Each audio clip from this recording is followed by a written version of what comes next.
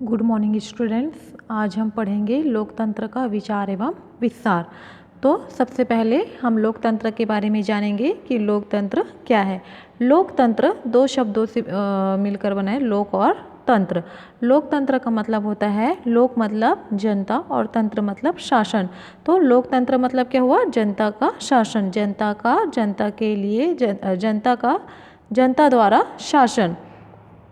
तो इस तरह से जनता द्वारा चुना हुआ प्रतिनिधि लोकतंत्र में शासन करता है। हम यहाँ पे पढ़ेंगे कि लोकतंत्र का विस्तार जो है वो किस तरह से हुआ। तो 1649 की क्रांति से इंग्लैंड के जनता में प्रजातंत्र का विचार उत्पन्न हुआ और जनता ने स्वतंत्रता संग्राम द्वारा उत्तरी अमेरिका में संविधान आधारित लोकतंत्र स्थापित किया और जनता द्वारा ही प्रजातंत्र का राज्य क्रांति से ही लोकतंत्र समानता व बंधुत्व आधारित लोकतंत्र का विचार यूरोप में प्रसारित हुआ। इस तरह से फ्रांस से ही लोकतंत्र दक्षिण अमेरिका महाद्वीप में विस्तार प्राप्त किया। इस तरह से हम देखेंगे कि शासन तंत्र में बदलाव आया और राजतंत्र के शासन में परिवर्तन आया और जनता का शासन लोकतंत्र स्थापित हुआ। जनता का शासन मतलब जनता द्वारा चुना हुआ प्रतिनिधि लोकतंत्र। इस अध्याय में यह जानने की कोशिश करेंगे कि लोकतंत्र में जनता की भागीदारी किस तरह से होती है, किस तरह से लोकतंत्र जनता के ऊपर भागीदारी होती है।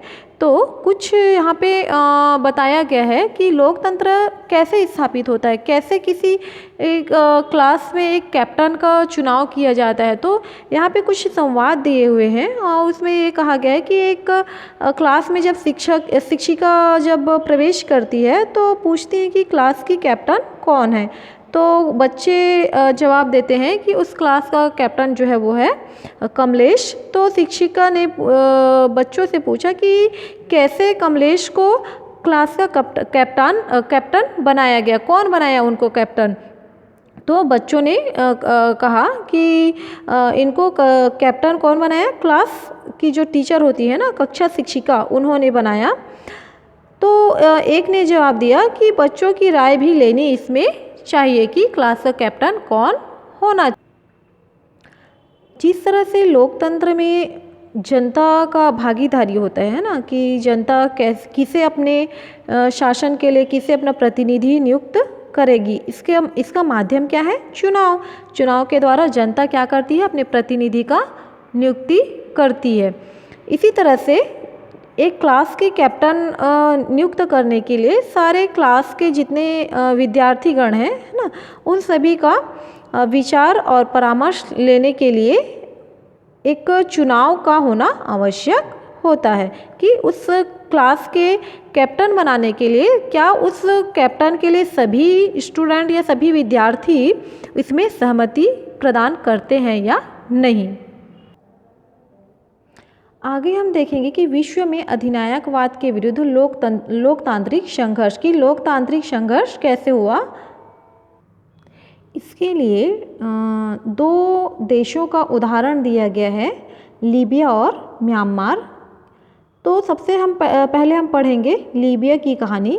लीबिया की कहानी क्या है? तो लीबिया अफ्रीका महाद्वीप के उत्तर दिशा में स्थित एक निर्धन देश है, एक ऐसा देश जो गरीब है और इटली जो है उस देश का उपनिवेश है। उपनिवेश मतलब निर्धन देश है कौन? लीबिया। तो लीबिया के ऊपर शासन कौन कर रहा है? इटली, इसलिए उसे उपनिवेश कहा गया। उपनिवेश का मतलब होता है कि किसी दूसरे राष्ट्र का उस पर शासन होना। तो 10 फरवरी सन 1947 को इटली ने लीबिया को स्वतंत्र किया। तो इटली ने कब स्वतंत्र किया? 10 फरवरी 1947 को लीबिया को आज़ाद कर दिया। इसके बाद यह देश 24 दिसंबर सन 1951 तक किसके अधीन रहा? संयुक्त राष्ट्र संघ के अधीन। तो संयुक्त राष्ट्र संघ क्या है? संयुक्त राष्ट्र संघ एक संगठन है जिसकी स्थापना हुई थी 24 24 अक्टूबर 1945 को, जिसमें 193 देश जो हैं उसके सदस्य देश हैं और उनका एक उद्देश्य था कि विश्व में क्या स्थापित करना, शांति स्थापित करना, विश्व में शांति स्थापित करना और विश्व के समुदाय में सहयोग प्रदान करना या सबको सहयोग बांटना या बढ़ाना। इस तरह से जब इटली ने लीबिया को आज़ाद किया तो इटली चूँकि निर्धन देश था तो इसलिए उसका जो निरीक्षणकर्ता कौन बना, संयुक्त राष्ट्र बना और संयुक्त राष्ट्र ने भी दो राष्ट्रों को उसका जिम्मेदारी सौंपा। दो देश कौन से हैं, इंग्लैंड और फ्रांस। इंग्लैंड और फ्रांस जो हैं वो लीबिया की देखरेख करने लगे। तो और 24 दिसंबर सन 1951 को लीबिया को पूरी तरह से स्वतंत्र घोषित कर दिया। अब हम आगे पढ़ेंगे लीबिया में राजतंत्र की स्थापना, किस तरह से लीबिया में राजतंत्र की स्थापना हुई। राजतंत्र की स्थापना मतलब राजा का शासन, लीबिया में राजा का शासन स्थापित। जब लीबिया आज़ाद हुआ तो वहाँ का शासक कौन बना, राजा बना और उस राजा का नाम था राजा इदरीस। लीबिया पर शासन राजा एवं कुछ ताकतवर परिवारों ने किया, है ना, और वहाँ की जो जनता थी वो कबीलों में बटी हुई थी। जनता कैसी थी, कबीलों में बटी हुई थी और उनका जो मुख्य कार्य था वो था कृषि एवं पशुपालन का कार्य था।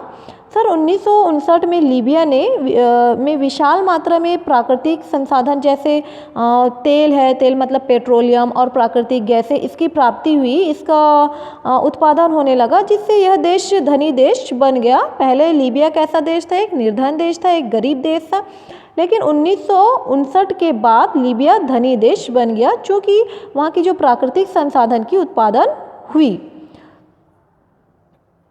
और इन संसाधनों पर लीबिया जो है वो एक धनी देश तो बन गया, लेकिन यहाँ पे कैसा शासन चलने लगा, राजतंत्र चलने लगा, राजा का शासन चलने लगा। तो इस तरह से जब लीबिया का जो प्राकृतिक संसाधन है ना, जो प्राकृतिक गैस हैं और पेट्रोलियम है, ये सब पर किसका अधिकार होने लगा, राजा का अधिकार होने लगा, या जो धनी परिवार थे, है ना, राजा के परिवार या उनसे जुड़े हुए जो लोग थे उनके हाथों में ये। इस समय उत्तरी अफ्रीका में राष्ट्रवादी आंदोलन प्रारंभ होने लगा और लीबिया पर भी इसका प्रभाव पड़ने लगा। लीबिया की जो युवा वर्ग थी वो आधुनिक राज्य चाहते थे और वो जनता की भलाई हो, और जो शोषक तत्व है, जो शोषण करने वाले थे, जैसे राजा और उसके जो धनी परिवार थे, वो क्या करते थे, जनता की शोषण करते थे। वो ऐसे लोगों से मुक्ति मिल सके, इसके लिए वो लीबिया की जो जनता है उन पे भी राष्ट्रवादी का लहर जो है वो चल पड़ा और वो ये चाहते थे कि महिलाओं पर होने वाले जो अत्याचार है उसको रोक सके और पेट्रोल से होने वाली जो आय का लाभ है वो किसको हो, सभी नागरिकों को ये प्राप्त